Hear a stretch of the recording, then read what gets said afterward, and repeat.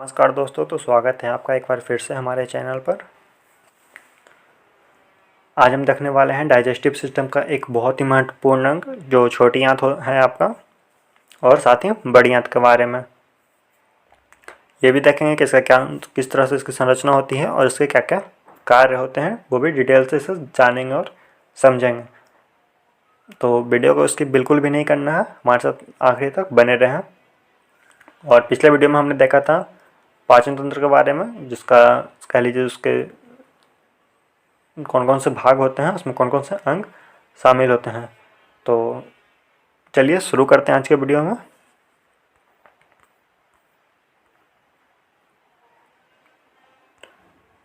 तो सबसे पहले हमारा स्मॉल इंटेस्टाइन। तो कहता है कि स्मॉल इंटेस्टाइन आपका आहार नाल का एक भाग होता है,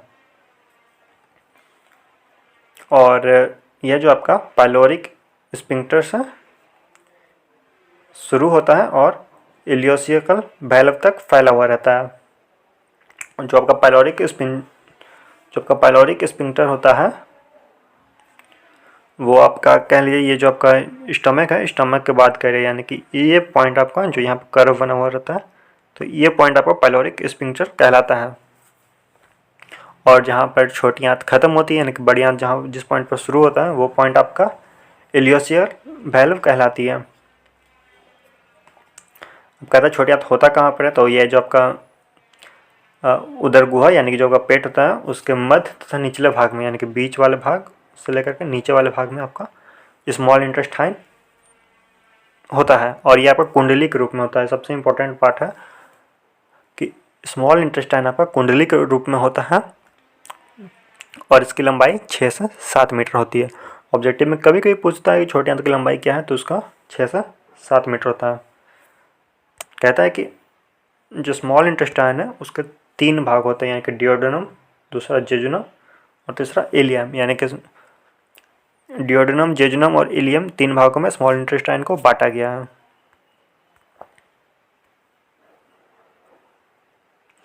फिगर के माध्यम से समझें तो देख सकते हैं, ये जो आपका एरिया ये वाला है ये आपका डियोडेनम कहलाता है, और ये जो ब्लू का है वो जेजुनम, एंड लास्ट पिंक वाला आपका इलियम कहलाता है। तो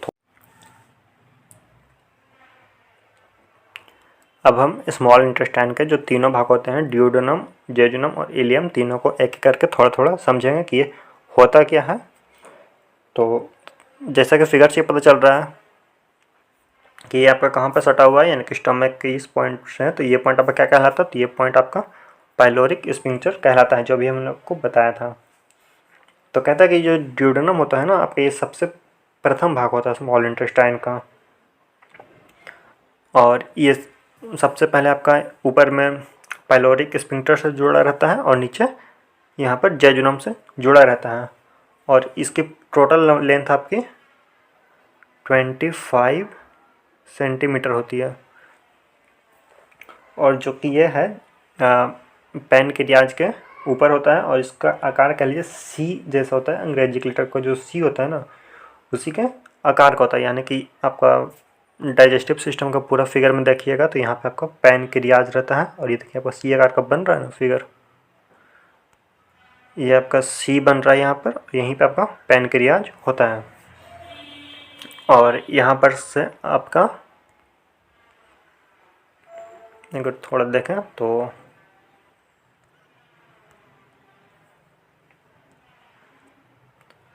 यहाँ पर आपका कह लीजिए एक छिद्र होता है, जिससे आपका पैनक्रियाटिक डक्ट और बाइल डक्ट आकर खुलता है,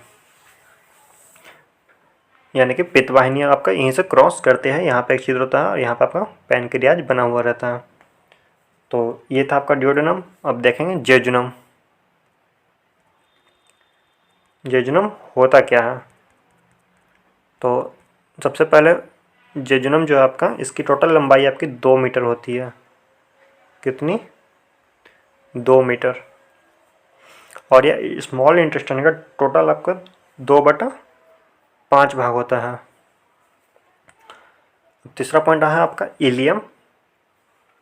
तो इलियम की जो लेंथ होती है जो आपका, ये इलियम आपका 3.5 मीटर लंबा होता है, और यह लार्ज इंटेस्टाइन यानी कि बड़ी आंत के सबसे पहला भाग सीकम, ये हम आपको आगे वीडियो में पढ़ाएंगे। लार्ज इंटेस्टाइन वहाँ सब पे समझाएंगे।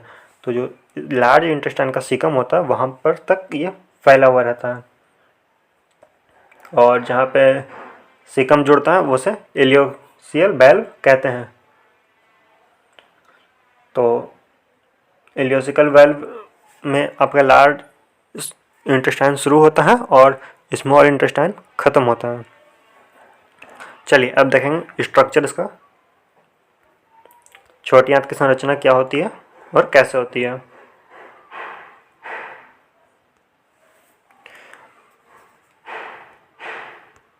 तो कहता है कि जो छोटी आंत है इसकी संरचना सेम अमाशय की संरचना की तरह होती है, यानी कि जिस तरह से आपका स्टमक आपका टिश्यू का बना हुआ रहता है, अमाशय की दीवारें जिस तरह टिश्यू की बनी हुई रहती है, सेम उसी तरह स्मॉल इंटेस्टाइन की दीवारें भी टिश्यू की बनी हुई रहती है। और ये टोटल कितने लेयर में पाई जाती है, तो ये 4 परतों में पाई जाती है।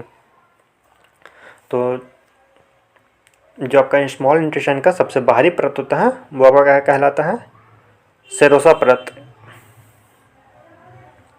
जिसे पेरिटोनियम भी कहते हैं, ACROS सेरोसा लेयर। और जो आपका सेकंड लेयर होता है ये आपका कहलाता है मस्कुलर लेयर, यानी कि पेशीय परत। तो ये किस तरह की पेशियों की बनी रहती है, तो अनैच्छिक पेशियाँ 2 तरह की होती हैं, ऐच्छिक पेशी और अनैच्छिक पेशी। ऐच्छिक पेशी उसे कहते हैं जो आपकी वैसे मसल जो आपकी मर्जी के अकॉर्डिंग मूवमेंट कर सके, और अनैच्छिक पेशी वे पेशी होती है जिसे आप मूवमेंट नहीं करा सकते हैं अपनी मर्जी के अकॉर्डिंग। तो यह आपका अनैच्छिक पेशी की बनी रहती है, और यह आपका बाहर की ओर लंबाकार तंतु और नीचे वृत्ताकार तंतु की परत होती है, यानी कि बाहर से लंबाई में होती है और इसके नीचे छोटी छोटी वृत्ताकार तंतुओं के रूप में रहती है। और जो आपका तीसरा लेयर होता है यानी कि अपश्लेष्मिक परत, जिसे सब म्यूकोसल लेयर भी कहते हैं, तो ये कहता है कि आपका एरियोलर टिश्यू की बनी हुई रहती है। कौन सा टिश्यू, तो फिर एरियोलर टिश्यू की बनी हुई रहती है छोटी आंत की तीसरी परत, जिसे हम लोग अश्लेष्मिक परत भी कहते हैं। और इसमें क्या रहता है, तो इसमें आपका ब्लड वेसल्स यानी कि रक्त कोशिकाएं, लसिका वाहिनियाँ, ग्रंथियाँ और तंत्रिका का जाल बना हुआ रहता है, वो सब इसी में पाए जाते हैं। और ये जो जाल होता है इसे हम लोग मिशनर्स जालिका भी कहते हैं। जो आपका रक्त कोशिका, लसिका वाहिनी, ग्रंथि और तंत्रिका को जो जाल बना हुआ रहता है इसे हम लोग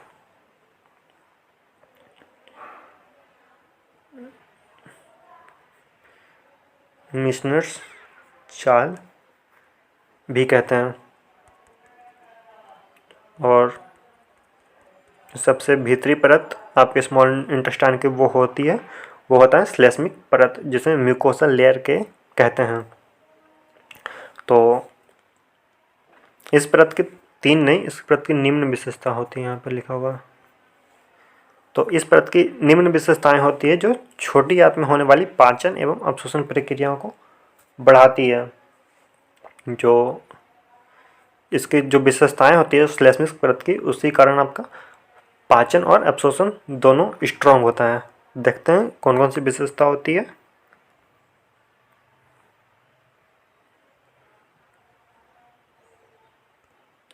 तो सबसे पहले विशेषता इसमें कह रहा है कि इसमें असंख्य 0.5 से लेकर 1 mm तक, यानी कि 0.5 मिलीमीटर से लेकर के 1 मिलीमीटर के लंबे, ये इसकी लंबाई हुई है।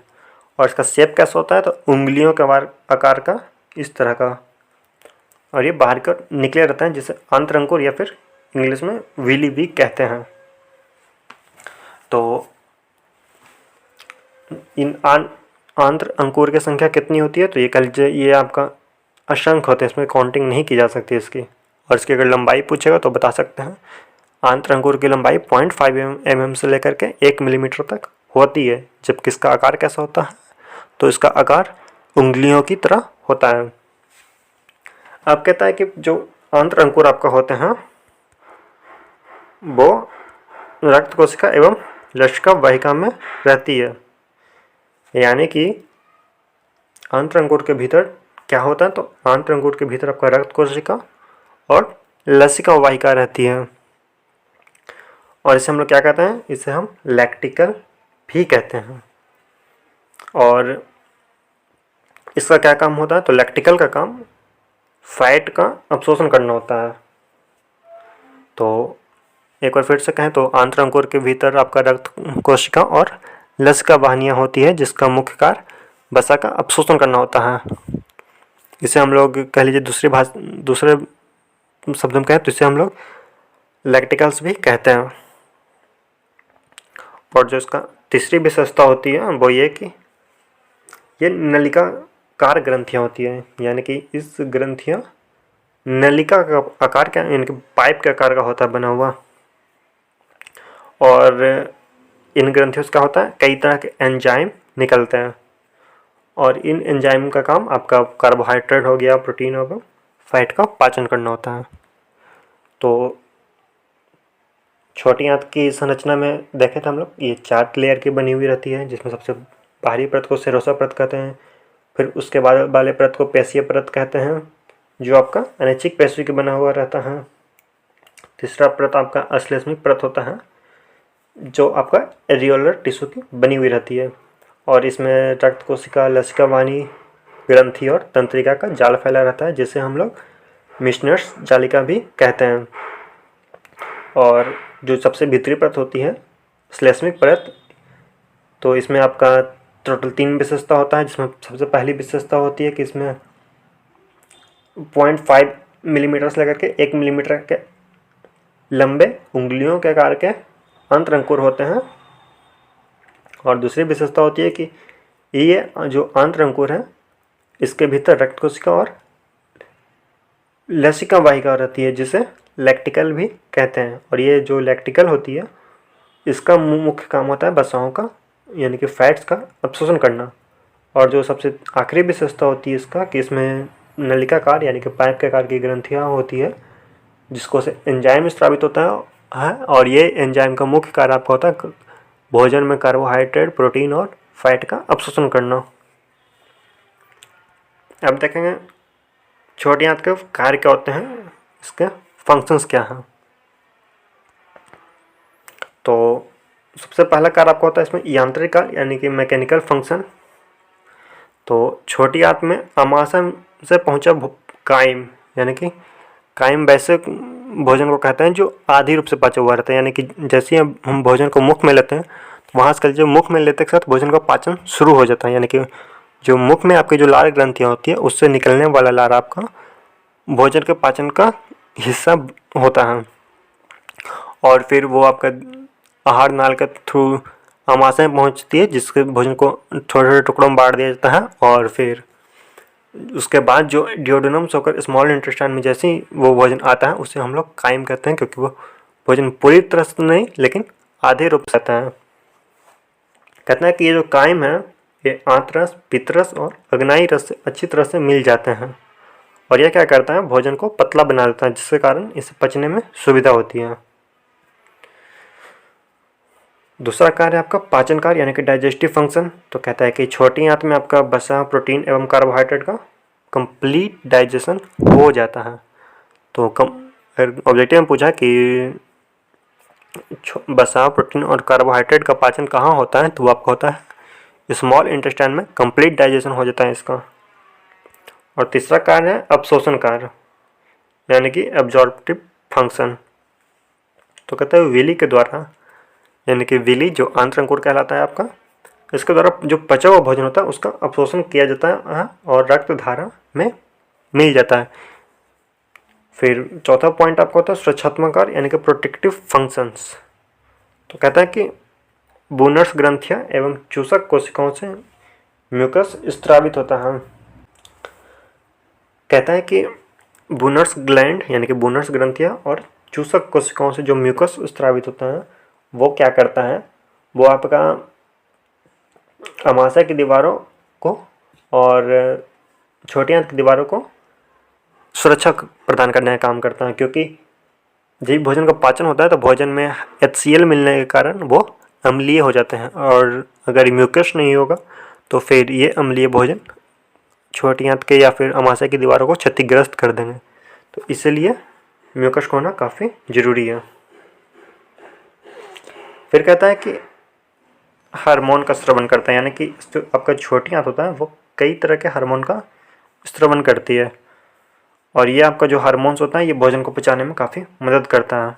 और कौन कौन से हार्मोन होते हैं, तो कोलियोसाइटोकिन होते हैं, दूसरा सेक्रेटिन होता है, और तीसरा एंड्रोगेस्ट्रोन होते हैं। तो ये सब आपका हार्मोन्स थे जो आपका स्मॉल इंटेस्टाइन के द्वारा स्रावित किए जाते हैं।